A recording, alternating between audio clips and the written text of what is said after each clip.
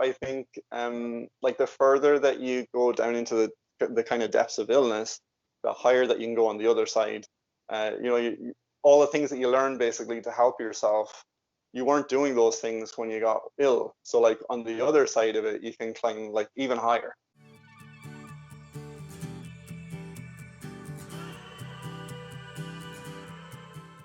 Hello, everyone. Very exciting. We have someone else again here today to share their super inspiring chronic fatigue syndrome, or ME, full recovery story. We have Jason McTiernan. He is in Vancouver right now, which is where he lives, in my home country of Canada, which is exciting, although he's originally from Ireland. So welcome, Jason. It's so wonderful to have you here with us. Thank you so much, Raelan.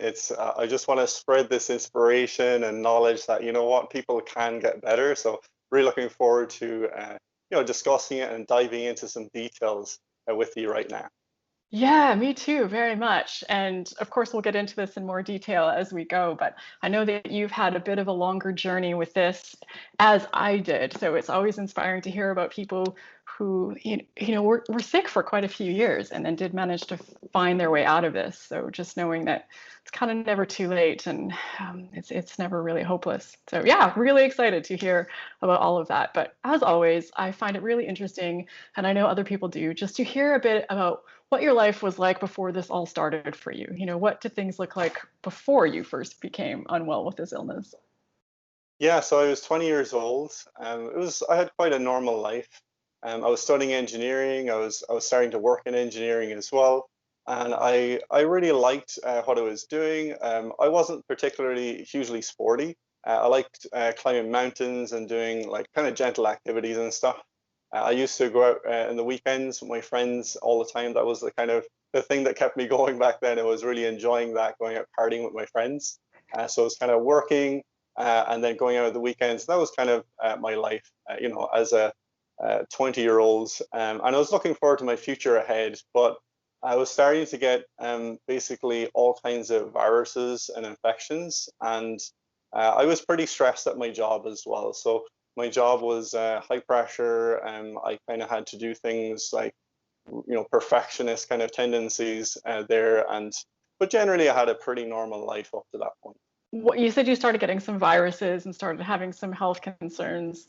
Did it just sort of progress from there, or what happened when you first started becoming unwell with chronic fatigue syndrome? Yeah, I just started to notice that my energy levels weren't where they were before. I was definitely noticing, yeah, increased stress. And then my immune function was definitely lowering. So I was getting basically all kinds of colds and viruses. If there was anything going around, I was getting it basically. And I was noticing that it was taking me quite a long time for me to get better from a cold or a virus as well.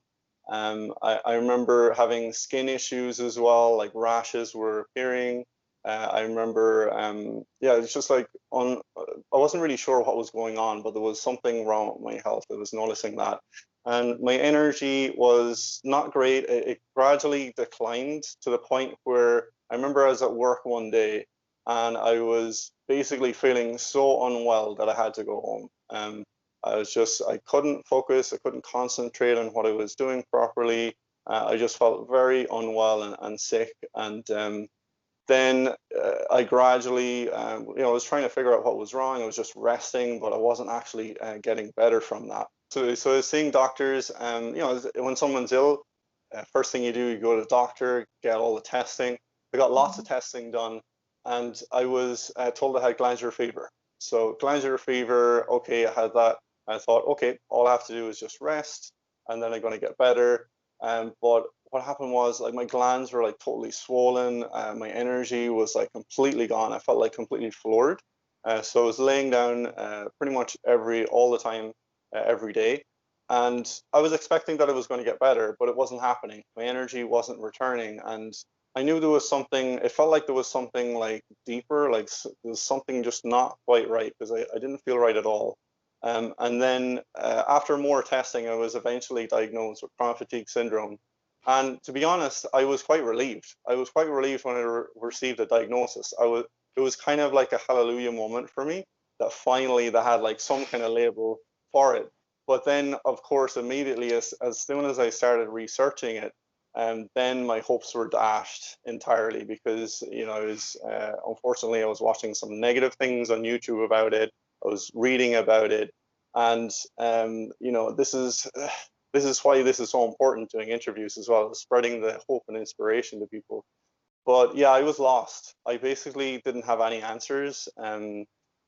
Western medicine is like fantastic if someone has, if I had a broken leg or something like that, I go to the doctor and I get better because there's specific things they do to help you. But there was nothing they could do for me. So I started a journey of, researching, trying different things, trying all kinds of alternative treatments to try and get better, to try and see improvement. And it was tough. It was quite a long journey of trying all kinds of things. So just to get a sense of what this looked like for you, during your worst days or weeks or months, what did life look like? Can you share, some of your symptoms or what some of your average days would look like when you were living with this? Yeah, when I was living with it, my health gradually declined with it. It was pretty fast, actually. And at my worst, I was barely able to even walk. I was bedbound for months on end after a crash, and I was crashing like very, very often. I was housebound pretty much for the entire 11 years when I was ill. Oh. So my day to day normally looked like, it's like sometimes just having a shower was a win on some days, but my normal kind of days or abnormal days back then looked like me getting up, doing some normal things, just like getting breakfast, spending some time perhaps reading about. I started researching recovery stories and people who had got better from all kinds of things, not just chronic fatigue, and sharing a little bit of information with others, sharing like if I found something that was helping me, sharing a little bit of that so I could feel like I was contributing in some way to the world. And that was my life. That was pretty much it. In terms of my physical health, it was seriously bad. I was highly stressed about it all as well because, I was 20 years old and suddenly it felt like the rug had been pulled out from underneath me. I was like on my back. I had no job. I had no health. I had no kind of purpose either. I felt like entirely lost and kind of set to my own devices to figure out how to actually get better. Yeah, it was super tough. I didn't connect with like groups like people who were suffering with chronic fatigue because I only wanted to connect with people who wanted to get better as well. Mm-hmm. So I intuitively didn't do that and decided that I was going to connect with people who are getting better or at least people who wanted to get better.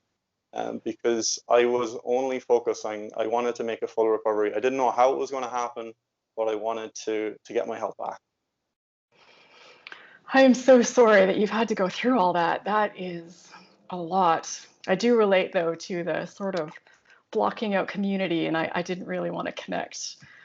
I was almost phobic, actually, if I'm honest, about anything to do with chronic fatigue syndrome. I didn't want to be associated with it. I had this strong feeling like if I just kept myself separate from it, somehow it would go away. And once I joined these communities, I was a lifer. Like there was going to be no getting out.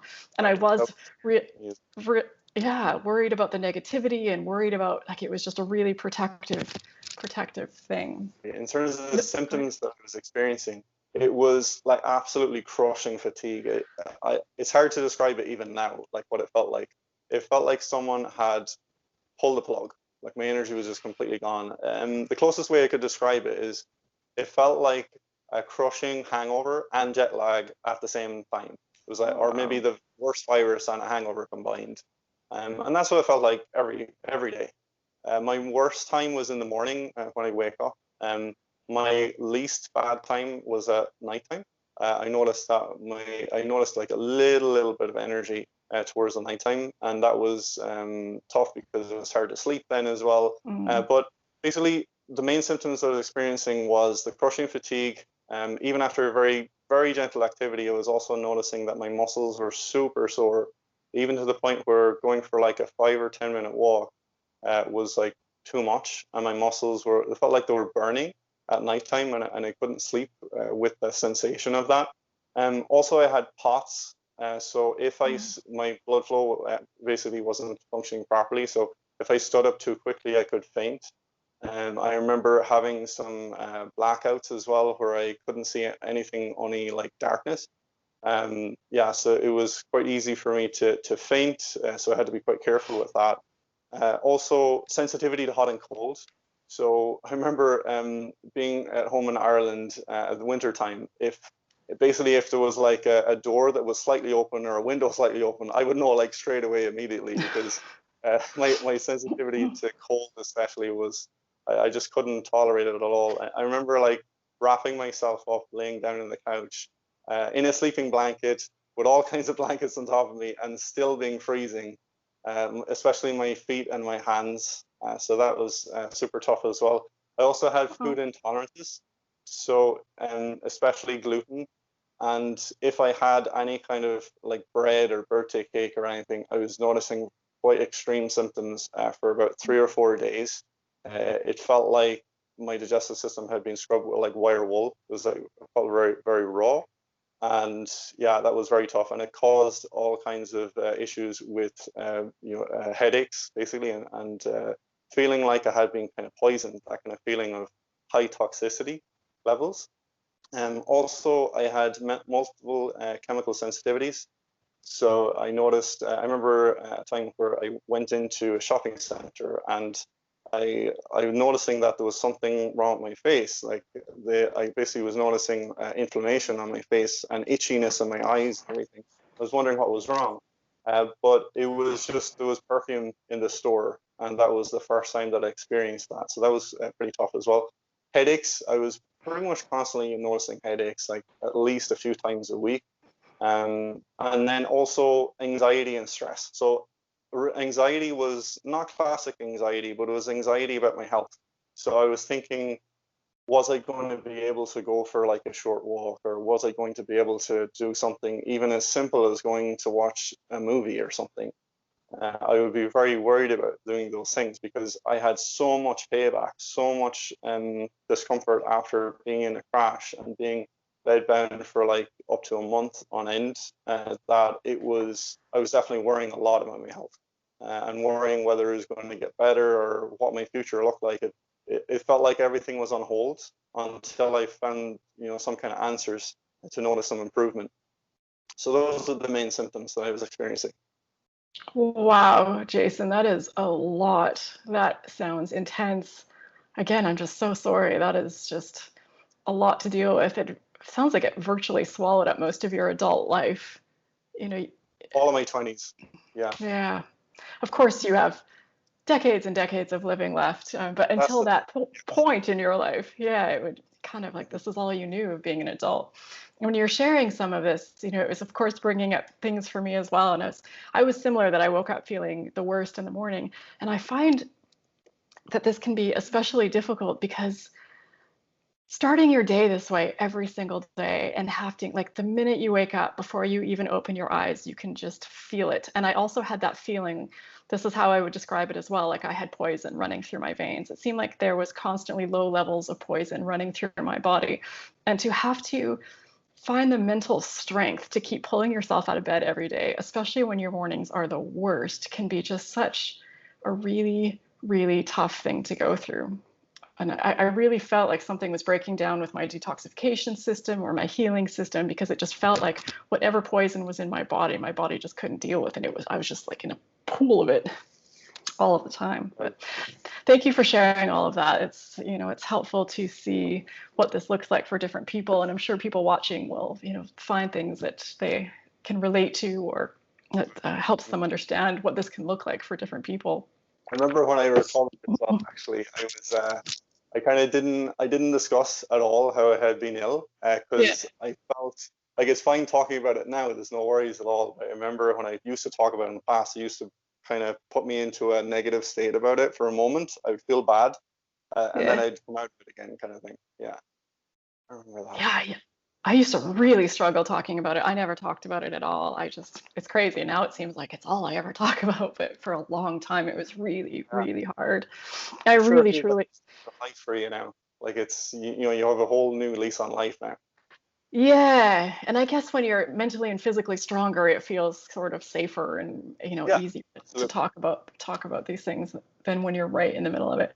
I really am sorry though. That sounds like pure hell. That's nobody should have to go through that. I can't imagine how scary and hopeless and depressing that must have been, and without any guidance, from the professionals, because they just don't have the tools that I Yeah, can't even it was imagine. super tough. But on the other side of it, the thing, and I want to talk about this for sure as well, is that on the other side of it, my goodness, when you're better, like you appreciate everything. Like Yeah. your gratitude just like goes through the roof. Because when you've lost something and you gained it back, and also I think like the further that you go down into the kind of depths of illness, the higher that you can go on the other side. All the things that you learn basically to help yourself, you weren't doing those things when you got ill. So like on the other side of it, you can climb like even higher. It is true. I Yeah, hate to say that anyone should be grateful for this illness, and that's not at all what I ever think, but it really, at least triple. in my experience as well, it Yeah, sharpens your focus, and it gave me like this zest for life, and I want to live my life to the fullest. So yeah, I really do think when you've been held down for so long, when you're finally not being held down anymore, it's just like, let's yeah, do this. awesome, love it. No limits. So, I mean, clearly you've got past this. How did that happen? How did you start to pull yourself out of this? What did that look like? Yeah, so I basically tried all kinds of things to get better. I think the first thing I was doing was like acupuncture. So I Mm, tried that. I was also trying to improve my diet. I remember going to someone and basically eliminating lots of foods from my diet. It kind of felt like, what have I left to be able to eat now? I was like, there's so many things that were taken out of my diet. It was like, wow, vegetables and like celery or something. So I did actually notice some improvement when I cleaned up my diet, and especially when I figured out that I was somewhat gluten intolerant. So I took that out, and then I definitely noticed some more stability with my digestion. And yeah, as I cleaned it up, I honestly noticed probably like a 15% improvement in my energy levels. So it was like, when you're that ill, like even a 5 or 10% improvement is like huge. That's like a huge win. So definitely nutrition was something that I was noticing some improvement with that. So then I naturally I thought, okay, if I got 15% more energy from nutrition, why not go even further into it? So I was like vegan for 2.5 years. I tried like all kinds of other diets and everything, and I was noticing honestly that I hit a plateau with it. I mm, never got beyond that kind of 15% increase in energy. I was taking tons of supplements. I was spending thousands upon thousands on supplements alone. It was I was just trying basically everything, but I realized that. Also, another thing I want to mention as well that I did was I tried something called lymphatic drainage. So that was basically the lymphatic system. It's the wastage disposal system of our body, and it doesn't really flow unless we're moving and we're active. So it's not like our blood; it's not flowing all the time, and that was an issue for me because I wasn't really doing much at all. I was only able to go for very short walks. I mean, at my worst, I was walking for less than 2 minutes a day. So my lymphatic system was definitely not flowing. I was trying infrared saunas, so I actually got myself an infrared sauna, and I was trying that, and I was definitely noticing that my recovery rate after a crash was a little bit better using the infrared sauna. But I definitely would advise some caution with that because sensitivity to hot and cold can be a bit of an issue for people with fatigue. So definitely do it sensibly. That was something I noticed some improvement from, but I tried a treatment that was helping to basically make the lymphatic fluid flow through massage. And that was when I tried that, I actually got very significantly worse. I think the reason for that is because suddenly lots of toxins were being released in mhm. my system, and they had nowhere to go because my Yeah, organs were not functioning properly because I was ill, yeah. and I wasn't active. It wasn't, I was walking for a few minutes a day. That was about it. So, I actually felt very significantly worse. That was the worst point in my recovery, actually. And after that point, I decided, right, I'm only going to do things that feels good for me. And, so I stopped doing things in terms of detoxification. And what happened to me was, as I was getting better, I just naturally and gradually detoxified. And that was super easy, so yeah, I kind of stopped forcing myself to do things that I felt super bad with. So yeah, I was just focused on trying everything, researching, learning from other people who had fully got better, and other people who had healed other things as well. Because I remember researching people who had healed from cancer, and I thought, you know what, if it works for someone who's that ill, then maybe I could try it as well. And so I honestly, it was quite overwhelming though, because I was trying to do everything. I was meditating for an hour every day. I was doing yoga, laying down on the floor. I was trying to eat as healthy as possible. I was trying like very gentle exercise, a long list of things, even things that I can't even remember now. It seems so long ago, but I was trying everything I could. And honestly, it was super overwhelming. I was thinking maybe that if I rested long enough, that maybe I could heal. Maybe if I rested like completely for like 6 months, then maybe I could get better. But then I realized that that was something that wasn't going to be a reality ever for me, because I realized the stress was too high for me to be resting. So when I was laying down, or when I was on the couch or in bed, and I was trying to rest, I was still so stressed about everything that was going on in my illness and the symptoms and everything, that it was counterproductive. I noticed that the less that I did, the worse I was feeling, because the stress patterns, I had more time to think about things, I had more time to worry about my health. So keeping myself like slightly occupied with doing something that was very like no activity whatsoever, but trying to help others, perhaps sharing inspiration, sharing recovery stories with other people. I quite enjoyed that, and using creativity in some way to keep my mind kind of occupied. But I very gradually, I tried graded exercise. So graded exercise, I actually bought myself a treadmill, because in Ireland the weather is not so good most of the year. Like in summertime it's great, but most of the other 364 days are not so good. So I was walking for 1 minute and 46 seconds. I remember when I started it, that was like all I could do. And I added 2 seconds every day. And I kept doing that every day. And then I started to add like 3 seconds, and I gradually worked up to 20 minutes, which took forever, took absolutely forever. And then I gradually got to like 40 minutes or so per day. And at that point, I was definitely thinking that, I'm on the right path to getting fully better. Because I was, okay, if I'm able to walk 40 minutes, that's like, pretty significant thing. And then, unfortunately, I decided, okay, I'm going to start lifting weights. I'm going to start going to the gym. I gradually stopped doing some of the things that were helping me, and I started pushing myself again. So I fell into old patterns. And the old patterns brought me into a very big crash after that. And then afterwards, it was really tough trying to rebuild myself, trying to get back to walking to that like 40 minutes a day or so. But I couldn't. I reached about 25 to 30 minutes a day walking, and that was it. I plateaued at that, and that was it. I could not, no matter what I tried, I could not get on beyond that point, until I did brain training. So I was quite resistant to brain training, to be totally honest. I was really skeptical. I've got an engineering brain. I'm naturally a bit of an analyst. Like, I analyze things sometimes too much. Definitely, I would admit that. But I thought, how could my mind like influence my body so much? And I remember looking at some recovery stories, and hearing of people recovering like, let's say, a week or a few weeks, and thinking that they mustn't have had chronic fatigue. That can't be real.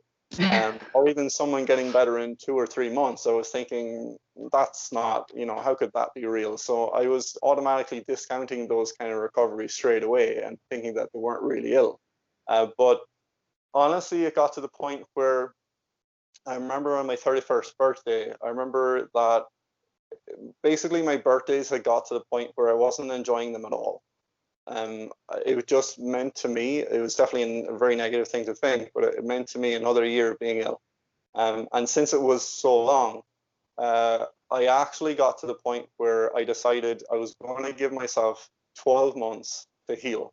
Like 12 months, maybe not to fully heal, but 12 months to see significant improvement in my life, in my health and my happiness overall, or I was going to end my life. That's where it got to. And honestly, like I think from that point onwards, that was the start of things really changing for me because I had enough. I had reached rock bottom, and that was actually a huge point of strength for me moving forwards because I was willing to do whatever it took to get better. Like I wasn't willing to have in one more year of being unwell. And I think it's a really extreme thing to say, but I think for me it was kind of the right decision for me to decide, right, I'm just going to man up and do this, like whatever it takes, kind of thing, attitude. And achieving normally isn't a good thing because like people overcoming chronic fatigue, they're always type A personality, like always driven, always motivated, often way too much. So ironically, it's never someone who's lazy that gets chronic fatigue. And Doesn't I seem to be, no. yeah, and I think that some people thought that maybe I was lazy when I was trying to get better. Maybe it looked to people that I wasn't doing anything, and just because it's like you can't see what chronic fatigue is like unless you're like living with it. So it's very hard for other people to understand it. But yeah, basically, I decided I was going to do anything to get better. So I spent 2 weeks intensively researching what was it that people actually did to get better. So I was like watching all the recovery interviews that I could find on YouTube. I was like trying, like reading books, doing everything to try and find, okay, what are the things that people are doing to get better? I didn't care what it was. I honestly didn't care if it was something that was strange or weird or whatever. I was going to do it. So I did something then, and it didn't really help me too much. It was based on emotions and trying to overcome things like that. In the past, I had also done EFT, emotional freedom technique. I had done that for about 2 years, and honestly, I didn't really notice much improvement from that. But I know that some people do. But then the next thing after that was I noticed tons and tons and tons of recovery stories from people who had done brainwave training, and I thought, okay, right, it's like time to go for it. So I decided to sign up for a program, a 3-day workshop, and I went to that like as soon as possible, and I put my absolute all into it, and I never looked back since then. Literally, like from the moment I started doing that and started doing brainwave training, 2 months later, I was fully better. Within 2 weeks, I was climbing mountains.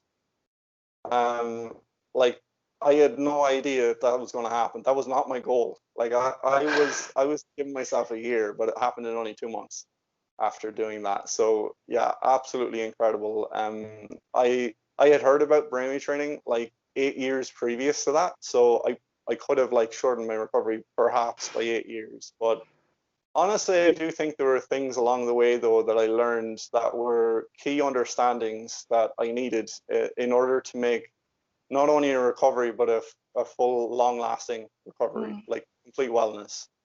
And being self-compassionate, I really needed to learn that, like how to. I didn't know how to rest. I honestly did not know how to rest properly at all. I was always like doing one thing and then moving to another thing and moving to another thing. So there's definitely this kind of achiever pattern with me in the past. And I learned how to rest properly and how to actually enjoy it.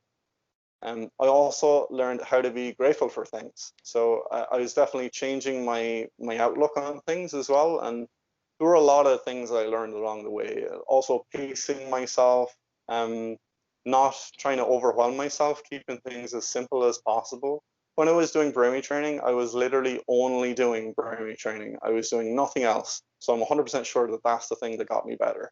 Yeah, so I think, yeah, I was definitely overwhelming myself. Holistic healing can be a little bit like that. It's like, it's great to know that you can do things to help yourself, but by trying to do 8 or 9 or 10 or 20 things every day, that can be a little bit counterproductive. So it's like figuring out what are the things that's going to make the biggest difference for you. and doing that. And the missing link, the thing that I was missing for so long was my brain, my thoughts, like how my thoughts and my beliefs and my emotions can influence my physical health, my body. And I remember reading some books about it. I was reading like The Biology of Belief by Bruce Lipton. Excellent book. How he's talking about how our genes, a lot of our genes are fixed in terms of our hair color, our height, and all of that. But how our genes express themselves, that can be heavily influenced by what we're doing inside. So in terms of stress levels, our genes can express themselves in unhealthy or really healthy ways. And for example, when I was vegan for 2.5 years and taking tons of supplements and everything, I was kind of having expensive wee. So it was what was happening with all those supplements because they weren't being absorbed. I was so stressed that my digestive system wasn't functioning properly. And it was like, yeah, it was the missing link the whole way through. That's why I wasn't noticing the progress. That's why things were seeming like it wasn't having any effect at all. It was because the stress was affecting my body so much. And stress is something that it doesn't affect like one area of the body.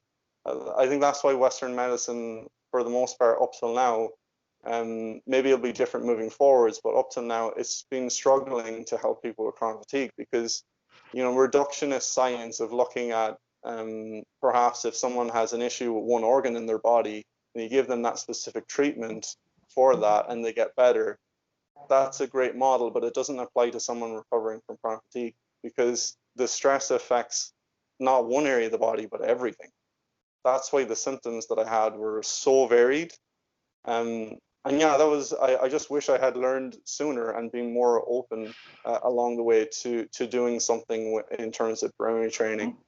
But yeah, I think when I got the combination together that I needed of being self-compassionate and using my brain training, and also having a somewhat gradual approach to getting better. It might not sound like gradual how I was going from walking 25 minutes a day to then climbing mountains within 2 weeks, but it was actually making sure that I wasn't pushing myself too much along the way. Yeah, I definitely realized that when I was trying to get better and I was doing nothing, that was probably the worst thing I could do, was actually just resting and kind of hoping and praying to get better. Honestly, it wasn't going to happen. I would still be ill if I went down that path. It took me a while to realize that, but once I did, yeah, things got so much easier. And I realized as well that a lot of the things I tried in the past, I tried them. I didn't like fully commit to things in the way that I really needed to until I was getting into the, basically I needed to get that point of rock bottom. And after that, I was truly committing to things 100%. And that's when it really turned around for me in a huge way. This is amazing. My head's just been spinning with thoughts. I wish I could, have them all written down somewhere. I'm like, I got to ask about this. I want to know about that. I got to make sure to point out how amazed I am by that. Like thank you for sharing all of that. That was just a wealth of information and just really, really fascinating. And the brain retraining is just fascinating to me. And I felt like I tried everything under the sun, and this wasn't one thing that I really dove into. And the only reason I can think of is that I must have been like you. I must have been dismissing it because it sounded a little bit too out there, like Right. That's not going to fix me. So I'm sure you can't explain all what it is. And, people would have to go do a course or do the whole thing to fully understand it. But for those of us who don't truly get it, can you give us an example? Like, what does that mean, brain retraining? Yeah. Right. So I think one of the things that's really useful for someone who wants to start learning more about it, basically is learning how the mind can influence the body. So the number one thing that's researched in Western medicine is actually the placebo effect, because everything has to be tested against placebo. Every medication has to be tested against it. And actually, there are tons of research around that. So a really excellent book that I recommend is called "You Are the Placebo" by Joe Dispenza. I think that is like the Bible of mind-body connection. Also, Lissa Rankin has an excellent book. I think it's called "Mind Over Medicine." I've read that one. It's amazing. Excellent. Yeah. So basically, what it's looking at is like, how does it work? So your thoughts and your beliefs can influence your physiology. So just like what I said, your genes can express themselves in either unhealthy or healthy ways. There's been studies done, for example, where like the placebo effect is where it's a positive result that people get. So they're expecting to receive perhaps a painkiller, and they receive that, and it's just like a sugar pill. There's no active ingredient in it whatsoever. But then their pain actually decreases for them, and their feeling of comfort increases. But there's lots of different types of placebo. That's the most kind of basic type. Other types would be where someone is actually receiving a surgery. So there's actually placebo surgeries. I didn't know about that until I was starting doing brain training.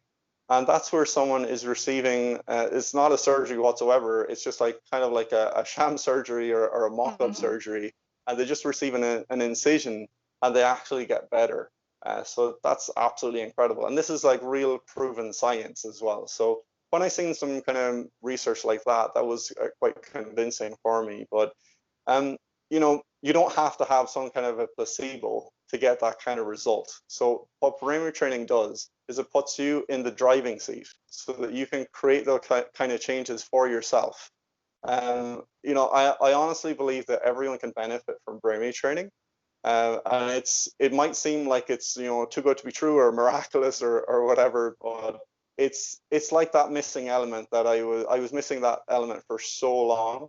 And what it involves is basically looking at, okay, what are you thinking? What are your thought patterns like? What are you saying to yourself? Like some of the simple things, for example, were in the morning when I would wake up, the first thoughts that would flood into my brain were, I better check my body for symptoms. And I was scanning my entire body for symptoms. And I was asking myself the question kind of like, am I going to have a bad day or like a really bad day today? And that was straight away immediately triggering the stress response for me. Also, my thoughts, if I was used to going for perhaps a 5 or 10 minute walk, and then I decided to go for an 11-minute walk, perhaps I forgot to look at my timer and I had done more than I anticipated or more than I wanted. Then what would happen is my thoughts would be, oh gosh, I've overdone it. You know, what am I going to feel like tomorrow? Am I going to be okay? Or the worst would be if I noticed like a new symptom, or I just randomly felt a little bit worse, or perhaps I got a cold and I'd be questioning, am I going into a crash? So like all those kind of thoughts were triggering that stress response for me, and I wasn't like interrupting it. So with brain retraining, you're monitoring what you're thinking and deciding whether those thoughts are going to be conducive to your healing or not. And if they're not, then you would actually actively change them. And also emotions are super important. I mean, I would say I had like secondary depression as a result of being ill for so long, because I felt like I had no future. I wasn't really contributing to the world. I didn't really feel like I had much purpose. So those kind of feelings, living in that kind of emotional state, I mean, your energy is definitely going to affect your energy. Like even someone who's healthy, if they received perhaps some bad news, maybe something unfortunate happened to them or a family member perhaps, usually their energy level would be like super low. And also someone wouldn't be able to digest food, they wouldn't even be able to eat when they receive that kind of negative, feedback or whatever. So it's just absolutely innate. It's really difficult to separate the mind from the body because they are actually one. It's not like the mind is one thing and then the body is a different. It's everything is actually affecting it, and your body can also influence your mind as well. You're like what you do with your body. So it's changes in your thought patterns, changes in your emotions, because thoughts lead to emotions, but also what you do with your body can change your emotional state as well. If someone is, for example, slouching and they're kind of like looking at their phone, they're looking down like that, that kind of physiology is associated with increasing anxiety.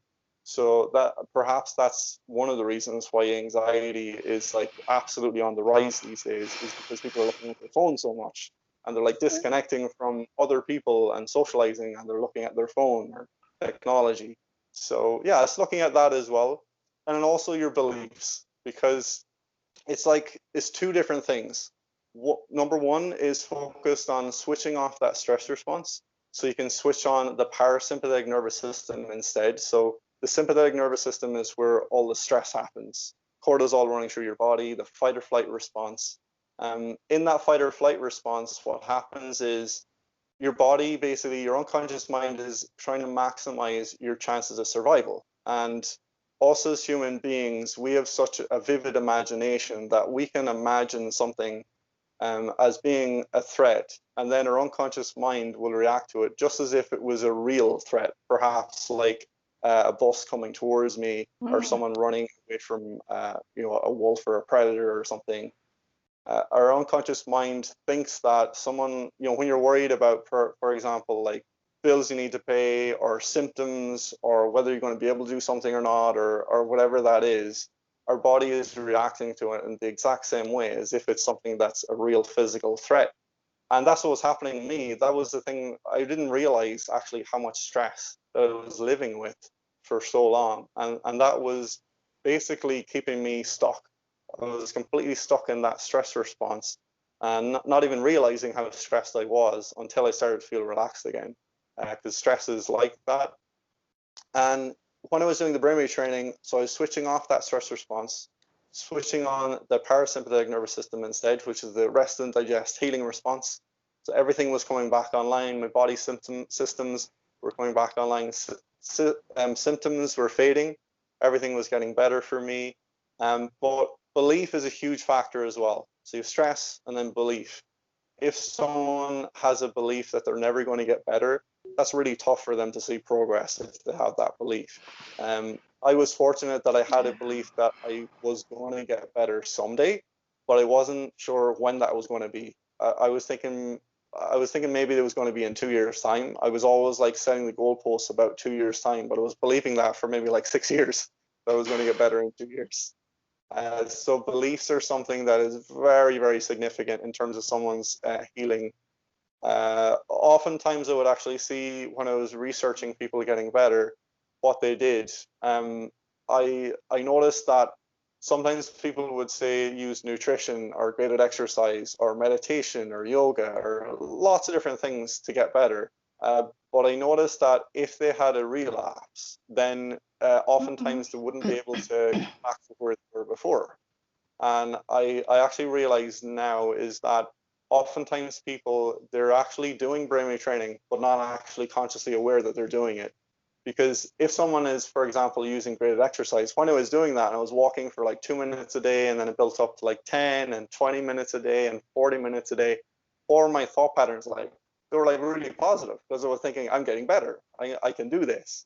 Or my beliefs, like were opening up. I was thinking about the future. I was thinking about all the things that I wanted to do when it was better. So my thought patterns and my emotions and my beliefs were much more in line with getting better. Therefore, I was seeing more and more results, but I overdid it. I pushed too much. Sometimes that happens to people, but I noticed that for the people who had done brainwave training, if they had a bit of a relapse or a dip in their health, they were still able to get better to full health after that. Whereas the people perhaps who were believing that, say, meditation was the thing that was going to help them to get fully better, they kind of lost it. If they were noticing progress and they were getting better and better, but then if they got a relapse, maybe their belief dropped after that, and they weren't able to get to that full level of health until they did something perhaps like brainwave training. Wow, thank you for explaining all that, Jason. That really does help me understand it better, and it does make a lot of sense.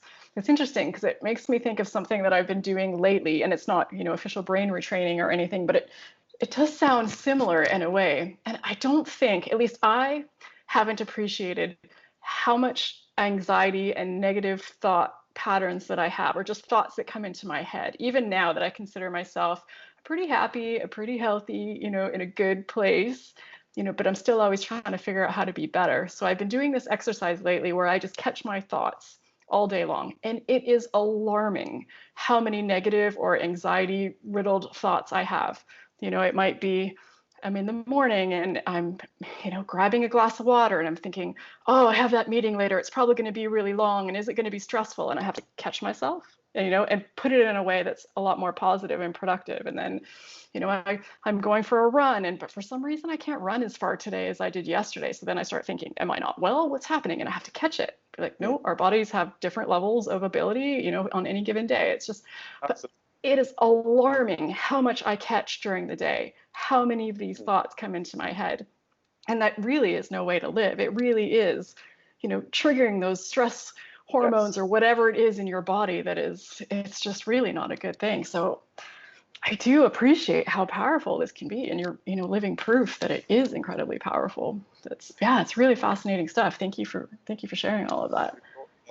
Something I want to share as well is that I honestly, I felt like I was quite positive consciously that pretty much the whole way throughout. Like as I was focused on like getting better, I was focused on getting better for so many years. So consciously, I would have thought to myself that I was quite positive, and I was because I Mm-hmm. was focused on recovery. But unconsciously, I was super negative because I had all Yeah. those beliefs and thoughts and worries, and I was living with that every day, and that was affecting my health way more than I realized. I had no idea how much that could impact my health. Like who would think that Yeah. simple thought like that could impact your health, your physiology, but it actually can. And the beautiful thing is, thoughts, emotions, and beliefs can affect your physiology in a super positive way as well. So as I was reprogramming that and programming in these beliefs that, you know what, I'm right on track, I can do this, I'm going to be able to climb these mountains and do all these things, and learning how to also deeply relax as well. So I worked on programming in deep blissful relaxation. I didn't even know what that felt like in the past, but it's kind of like a feeling of, that feeling after having a long massage.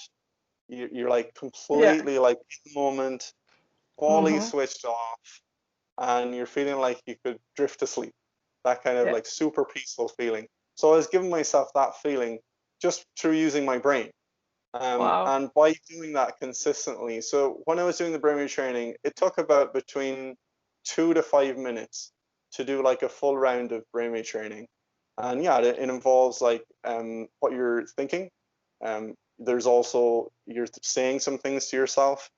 Then you have changes in your posture, your physiology, and also visualization. Visualization is hugely important as well.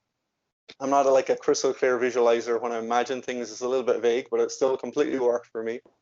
And other things as well. And also becoming like super positive in terms of encouraging yourself. Because there was like my voice inside for so long was like doubting like that. It was like thinking, oh, I'm not going to be able to do this, or maybe I've done too much, or worrying about things constantly. You can imagine if someone was telling you those things, you'd be Mm-hmm. like, go away, I don't want to hear those things. So I started to really encourage myself and to interrupt those thought patterns on a moment to moment basis, and also working on my beliefs that I was going to get better. So I remember visualizing myself on top of mountains, kind of like doing the Rocky Balboa pose, like jumping for joy on top of mountains. As cringeworthy as it sounds, it felt absolutely amazing for me to do that. And then soon enough, I was doing it.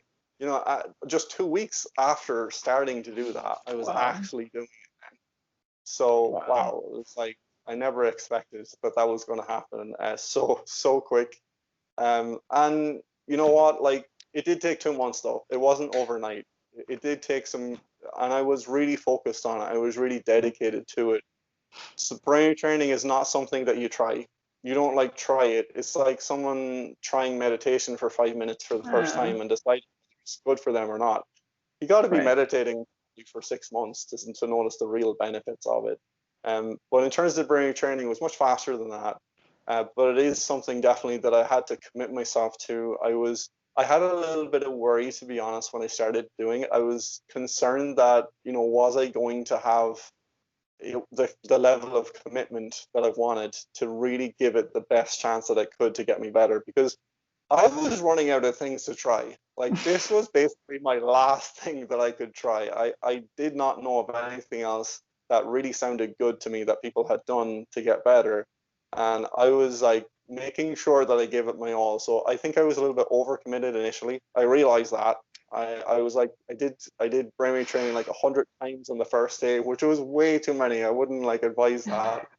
But then I gradually tapered it back, and I realized, okay, this is kind of the sweet spot, and that was like doing it about 20 to 30 times a day, and it Okay. was like 2 and 5 minutes each time. And I was just noticing that my health was improving, getting better, getting better, getting better. I think on the third day of starting to apply it, I was walking for like double the distance than normal. And I also Mhm. was, I went out bowling for the first time in God knows how long. And I did some other things as well. And it just, I knew that like something, I was a bit like cautious about calling it like recovering, or I just wanted to see the results. I didn't want to label it too fast because my hopes were kind of built before with other things in the past, and then I was disappointed. So I wanted to just like do it and make sure I was like committing 100%. I didn't want to be the weak link. I wanted to make sure that I was committing fully, and that's it. I never looked back since then. Oh, this is amazing. Thank you so much for sharing all of this. So inspiring, and it's just so incredible to see that you have your life back now, and that you finally got past this, for good. It's really fascinating and just really, really moving story. All right, so you're healthy, happy, living a full life, and as I know, because we've talked about this a bit before, this actually prompted a career change for you, if I understand this correctly. Can you tell us a bit about that?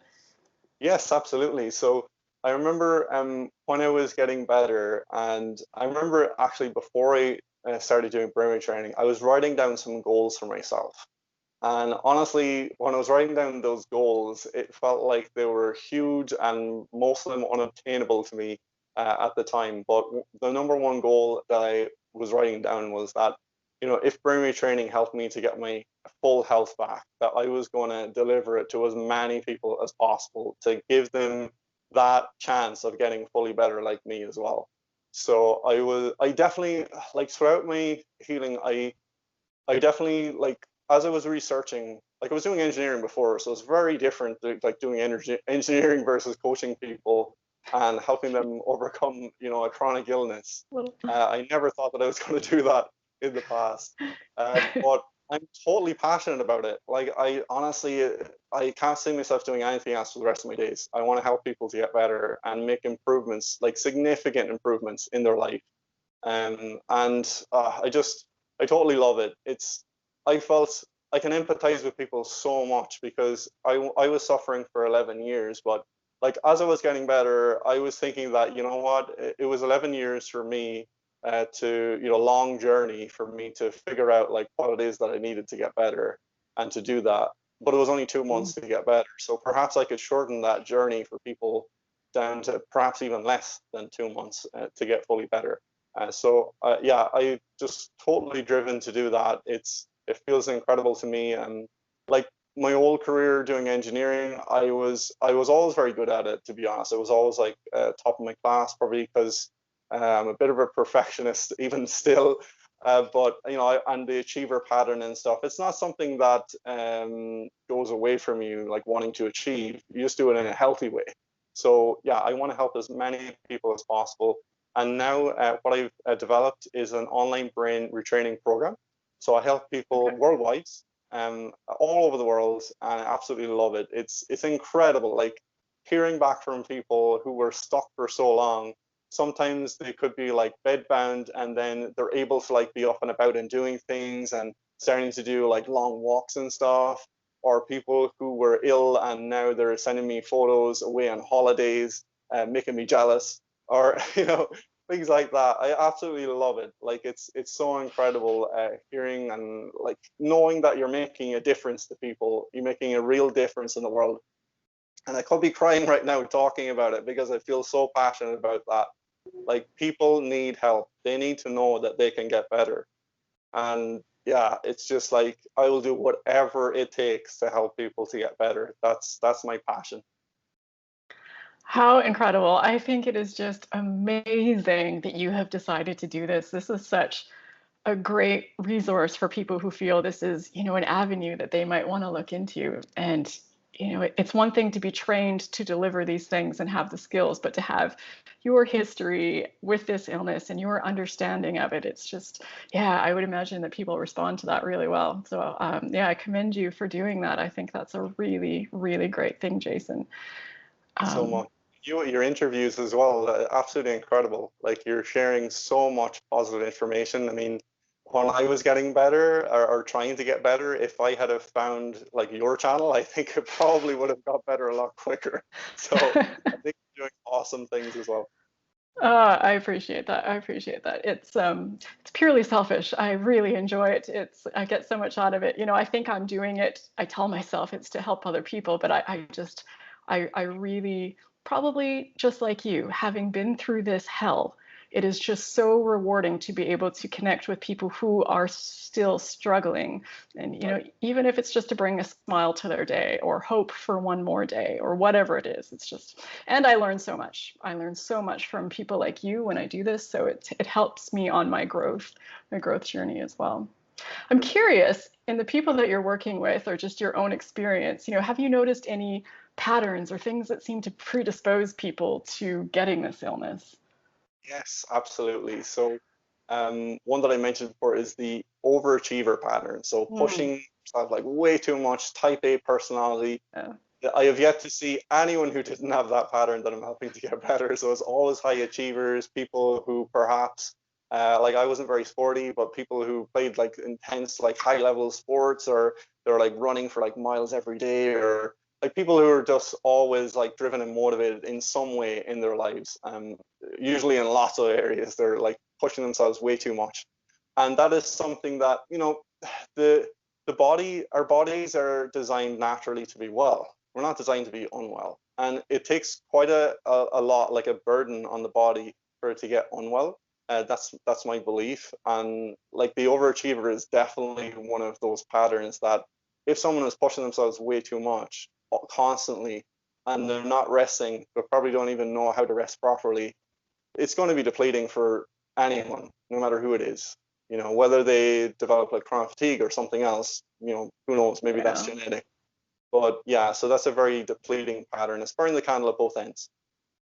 So another pattern would be stress. So someone who puts themselves under a lot of stress. Uh, Lots of patterns can lead to that. So some of them can be perhaps helping other people too much, like always wanting to give to others and never knowing how to say no. So I was one of those people. I was like always giving, giving, giving, never putting myself first. Classically, it's the kind of thing that a mother might suffer from. It's like they have their basically the needs of their kids are at like the top of the list and priority, and then they have the needs of other people, their friends, their family, everything. And then maybe even the dog and the cat are down at the bottom of the list, but they're at the very bottom of the list in terms of their needs and priority of looking after themselves. So that's something that definitely I needed to change radically and put myself at the top of the list in terms of my healing and my health and stop giving and learning how to say no. So that was really, really important. And also perfectionist. So like not all the things that I'm mentioning people will identify with, but these are some of the main ones that I noticed. So perfectionist in terms of wanting, it can tie very much into the achiever pattern, like it's kind of like wanting to prove that you're enough or that you're good enough. Mhm. Unconsciously, that's the kind of thing behind it. And yeah, for me, it was like realizing that I was enough, that I didn't need to prove my worth or didn't need to prove anything. Um, and perfectionism is something that, like, when you're working on a project, when you get to like 80 or 90%, usually, like, if you're a high achiever, usually that's way more than enough. It's usually like probably better than most people. But that Mhm. last like 5% or maybe even the last 1% of trying to perfect something causes so much stress. Oh my goodness. It's just like not worth it.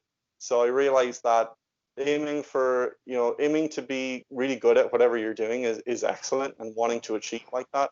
But aiming to be perfect is definitely not a good idea because perfection doesn't exist. Also, overwhelm. So overwhelm can be a very common pattern. So people like basically taking on too many things Mhm. at once. It can be a psychological pattern in terms of how someone is dealing with things as well. So if someone was starting a new project, they perhaps would think about, like, the project of getting better, for example, like they would think about all the things they think they need to do and think about them all at once and completely overwhelming themselves, thinking they have to get their like nutrition perfect, they have to be meditating, they have to like do everything completely perfect every day, and then they might get better. Yeah, so you can see how the patterns like they tie into each other quite a lot, and it's basically causing a lot of unnecessary stress. So I was definitely noticing those patterns. Like looking back at it now, I was running all of those patterns before I got ill, and these were the things that was actually lowering my immune system because it was increasing stress for me, and stress is something that the body is very able to adapt to when it's a short-term stress. But living with stress ongoing long term, we're not really designed for that. That's like an unnatural kind of thing. And that's why I was noticing my immune system was lowering and my digestion was starting to be affected, like all kinds of things. And yeah, that was the start of the illness. But when I was doing brain training, I was making sure that I was addressing these core patterns so that I was not only going to get better, but I was going to stay better. Yeah, I have to say that I either currently am or at some point have been every one of those things that you just explained is definitely related. And I think it's so important to understand these factors that predispose us to this, even when we feel like we might be past it, because like you say, it's all impacting our immune system. So whether, if I don't address these things, or people in general don't address these things that got us here in the first place, whether it's chronic fatigue syndrome coming back or something else, it's getting those skills and the mindset to deal with all of that long term so that your body has a chance to deal with all this. Yeah, that's really interesting. And everyone I've spoken to fits that to a mold as well. So Right. I think most people would agree with those things. Yeah, and I think I'm not sharing those things as like something extra to worry about, but it's basically knowing that, in order to have the best level of health, you obviously want the best level of health that you can get Mm. and that you can enjoy. So if you want that, like it's about addressing those things just gradually so that you're realizing, okay, I don't really need to overachieve any more than I already have, or, why am I doing these things, Mm-hmm. or why am I saying yes to everyone and not putting myself first, or, why am I overwhelming myself with things? Let's like take, basically building a balanced lifestyle. So there's nothing wrong with achieving whatsoever. It just has to be balanced. Mm-hmm. And that's such a good point too, at looking at the why, because for many years I was a perfectionist and I thought that was a good thing because I thought I'm aiming, what's wrong with wanting things to be perfect? But when I broke it down, I realized it was, a self-esteem issue. It was a worrying about being accepted. It was worried about being enough or judged by other people, and Right. that it's okay to have high standards. So now I have high standards when I do things. I want my projects or the work I do to be high quality, but it's not aiming for perfection because like you said, that doesn't exist, and it's coming from a different place. It's coming from passion for the things that I do, Yeah. not of what are people going to think, if they see a little mistake, they'll see through that I'm a fraud or that I'm worthless or whatever. So yeah, it's really really good points that you bring up. So this is my absolute favorite question to ask people who have fully recovered is just, what does it feel like now? What is life like for you now?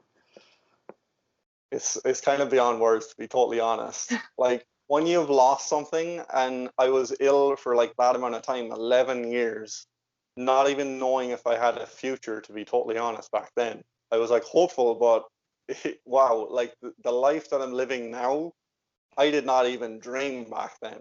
It's like gratitude goes through the roof when you're fully better.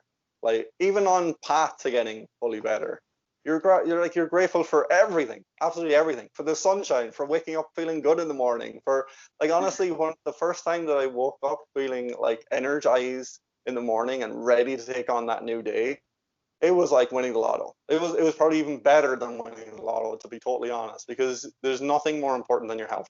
Like absolutely nothing more important than that. And I don't take it for granted anymore. I perhaps did to a certain extent when I was young, going out partying and socializing, drinking alcohol and all of that.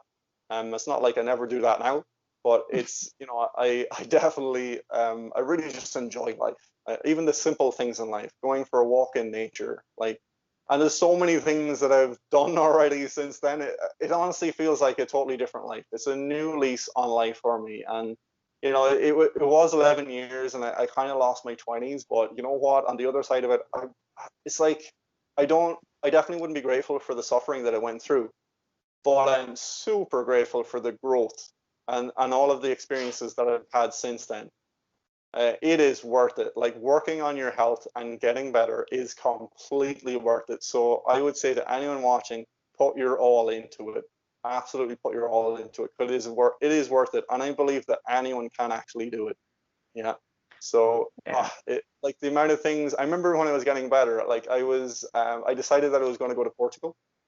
So I actually was in Portugal, fully better, going kayaking through the caves in the Algarve, the beautiful coastline down there, and I explored the whole southern coast of Portugal. I was hiking for up to 9 hours a day, just feeling Wow. absolutely incredible. And that was quite soon after getting better, but I was kind of on a mission to prove to myself that I was fully better. Uh, Probably wouldn't advise that to everyone, but it just felt good. It felt good. I didn't set out to do that. It wasn't my goal to like hike for 9 hours a day, but it just felt brilliant, and I just kept taking each next step. Yeah. And I think that was a huge part of my healing as well, actually, was doing things that I loved. So doing whatever it is that my heart really wanted to do, instead of listening to my mind and my mind Mm. saying, oh, you know, maybe you can't do that or whatever. If I really genuinely felt like I could, I did it, and I completely enjoyed it. I wasn't pushing myself, however. I was definitely self-compassionate.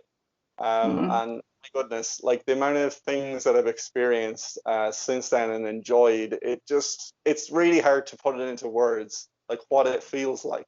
You know what I'm talking about. But it is I really do. hard to describe how amazing life feels on the other side of it. And I think that the potential is that you can actually have a much better quality of life than you've ever had before, because those healthy habits that you built along the way, getting better, like you didn't have those, you know, before you got ill. So on the other side of it, you can actually have an even better quality of life than you've ever had before. And that's what I'm enjoying now. And I'm still growing. Like, I have my full health, but honestly, I would say my energy, my stamina, my like everything, my strength is at least like 30% more than it was back when I was 20. So I can outrun myself, outlive myself, out everything. I'm 36 now, but you know what? I'm still feeling quite young, and I'm looking forward to the future and helping as many people as possible to achieve these kind of results that I've got as well. That is spectacular. I am so happy for you. And I think I'm like a bit of a broken record in these moments, but I really do. I always think about, when I was so lost in this illness and the times when things felt really hopeless, and there's just so much living left ahead of you, and it's hard to imagine it in those moments. And we get beat down, and at least for me, sometimes I would lose my hope or my will to keep trying new things, and you just kind of want to give up.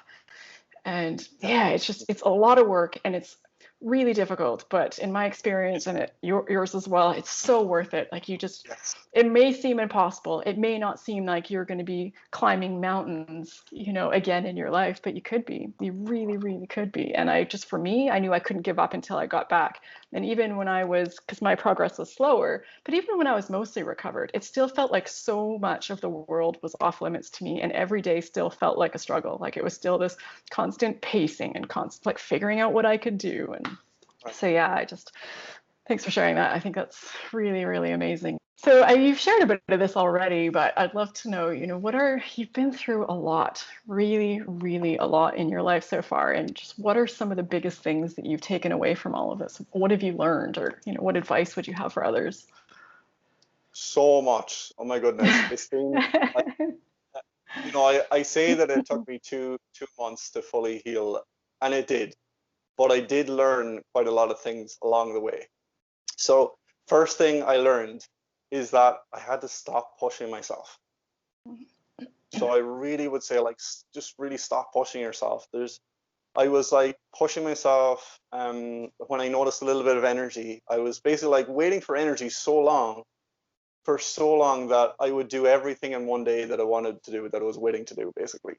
And that seems to be the pattern for the majority of people as well, is like waiting to feel better and then doing too much and then feeling really bad again for so long and being stuck in that pattern. So that's number one for sure. Putting my health and happiness first. That was huge.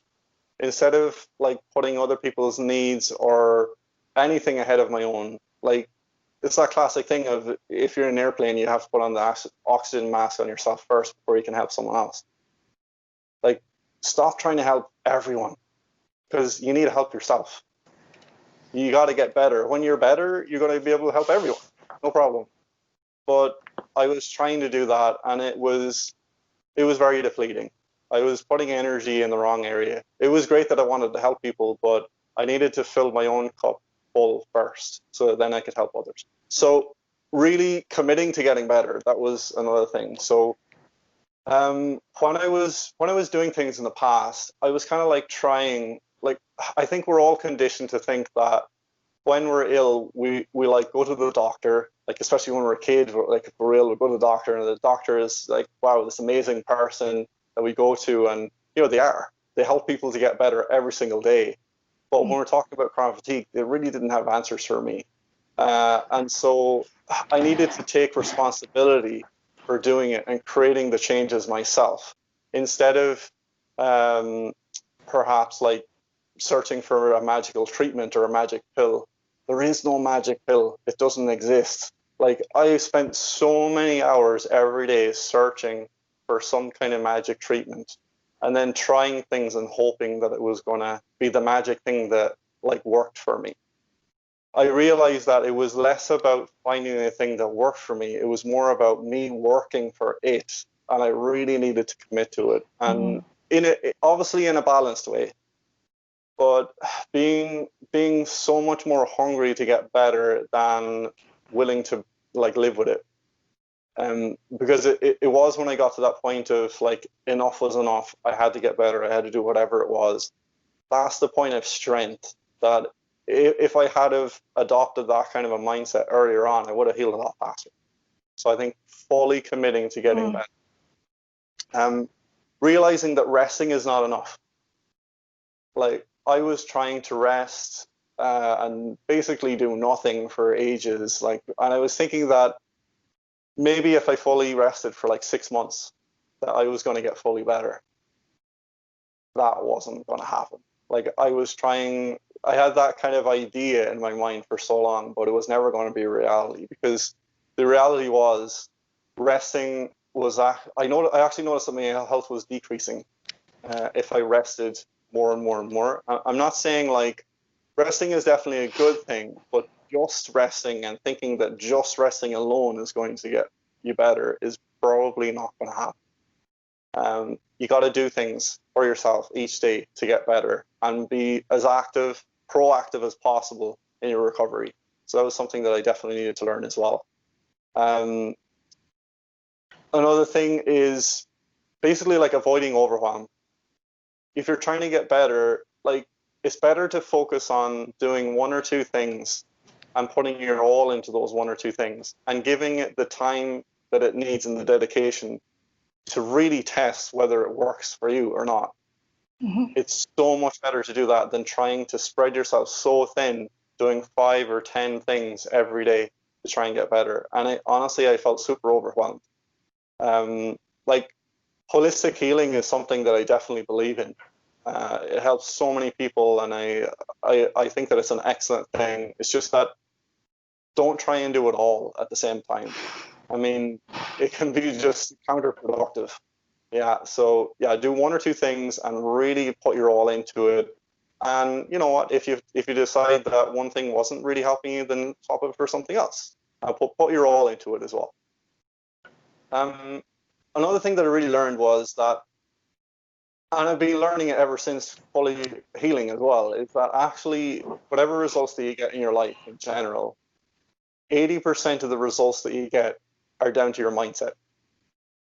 like whether you believe that you can do something or you believe that you can't, that's a huge governing factor. It doesn't mean that you're guaranteed to get the results. I mean, I'm not saying that if someone believes that they're going to win the lotto tomorrow, that it will happen for them. But if someone believes that nothing can help them to get better, then they're not even going to try. So I think mindset is huge. Like believing that you can get whatever result it is that you want, that was like really huge for me. And I think adopting a growth mindset is something that I would advise absolutely everyone. That one thing alone, adopting a growth mindset, can change your life radically. So a growth mindset is where you're looking at things and you're basically looking at what can you improve. Like if you're struggling with something in life, where can you make a difference? How can you learn from it? Instead of taking a step back as like, oh, like, you know, thinking that you're finished and you can't get better and kind of disastrous thinking like that. Thinking, okay, if you tried something and you overdid it, or you tried something new and you felt worse or whatever, like thinking, okay, that's just feedback. How can I improve on it? How can I learn from others who've already fully healed? Like, what are the differences? What are the things that you can actually do? And not worrying about the things that you can't change. But I think belief is like so incredibly important. So I started to feed my mind really positive information pretty much every day. I was like feeding myself something positive, and that was huge. That was like, you know, we are what we eat, but we also are what we think and what we feel. So I started to work on optimizing my mindset, my emotions as well, and that was like a huge factor for me. And I still do that to this day, because I realize that mindset is, honestly, it's my belief that it's 80% of the results that people get. So I think it's like huge, and it's often overlooked.